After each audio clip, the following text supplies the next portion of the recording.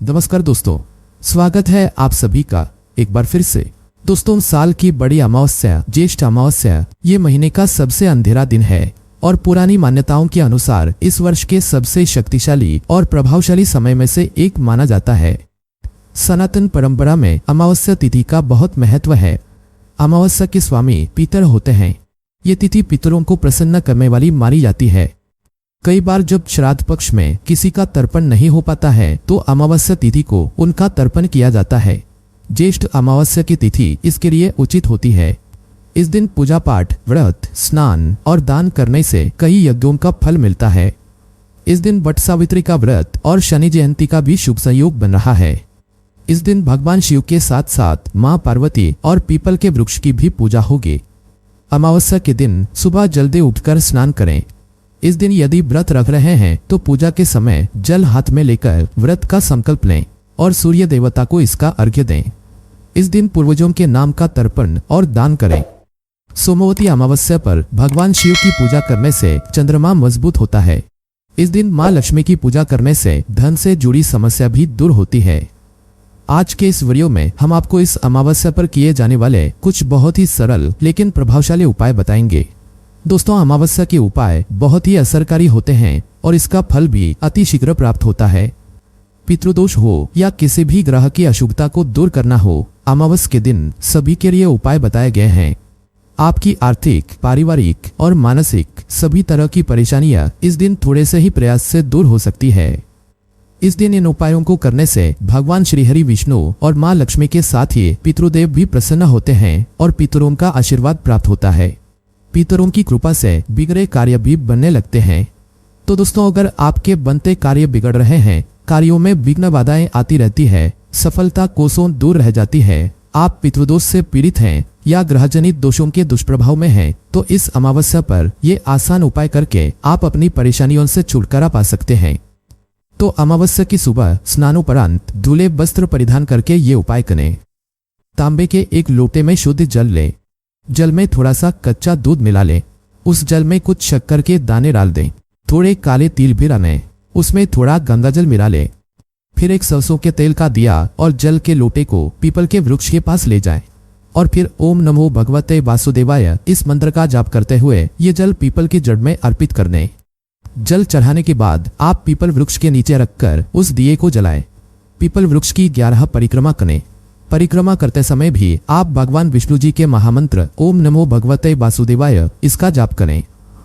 पद्म पुराण के अनुसार पीपल के वृक्ष को भगवान विष्णु का रूप माना गया है। सोमवती अमावस्या के दिन पीपल में विष्णु जी और मां लक्ष्मी का वास होता है। पीपल में पितरों का भी निवास माना जाता है। इसमें सब तीर्थों का निवास भी होता है।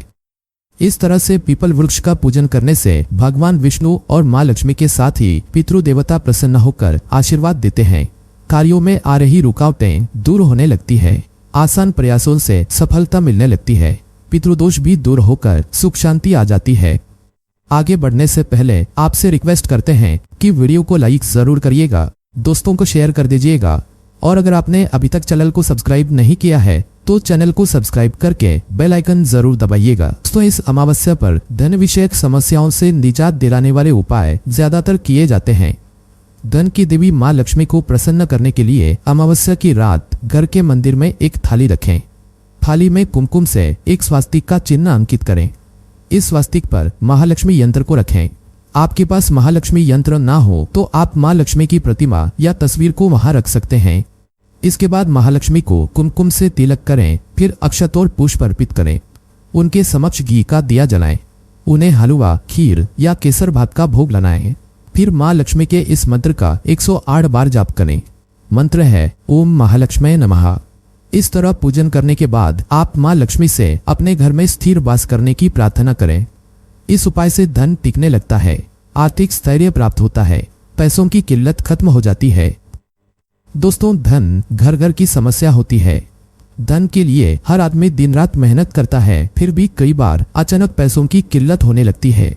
जीवन समस्याओं से घिरा हुआ सा लगता है। इसी कारण व्यक्ति मानसिक रूप से भी परेशान हो जाता है। यदि आपके घर में आर्थिक समस्याएं हैं तो इस अमावस्या पर ये खास उपाय करने से आपकी परेशानी दूर हो सकती है।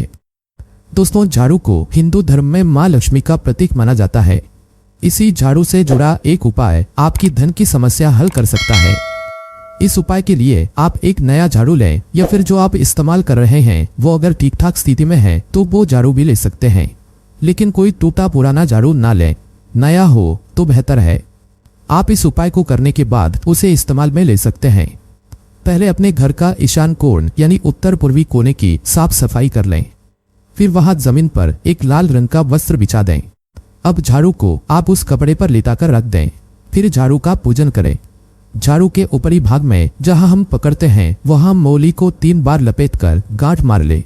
वहां हल्दी कुमकुम से तिलक करें। फिर झाड़ू पर अक्षत और फूल अर्पित करें। वहां पर एक सुगंधित धूप बत्ती जलाएं।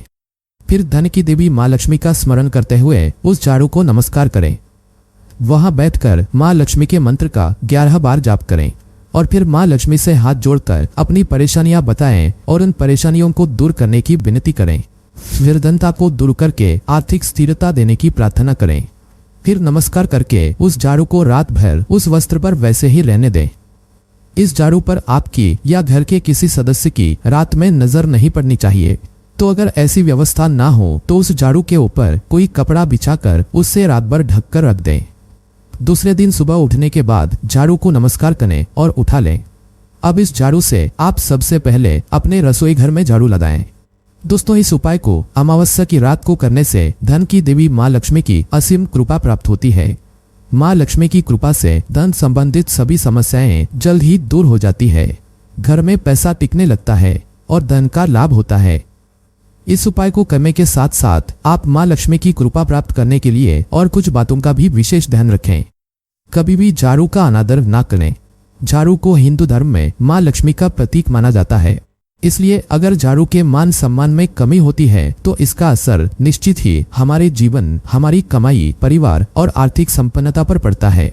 ये घर में नकारात्मक प्रभाव डालती है। झाड़ू को कभी भी पैर में ना लगाएं। झाड़ू से कभी भी जूते चप्पल ना सरकाएं, ना ही झाड़ू से किसी की पिटाई करें।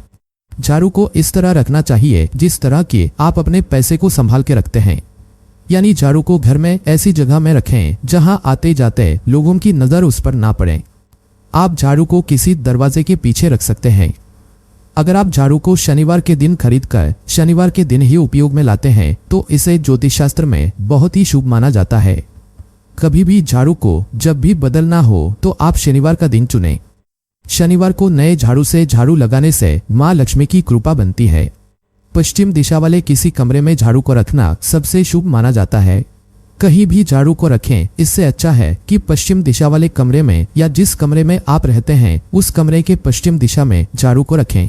इससे नकारात्मक ऊर्जा दूर चली जाती है। कभी भी टूटे हुए झाड़ू का उपयोग घर में नहीं करना चाहिए।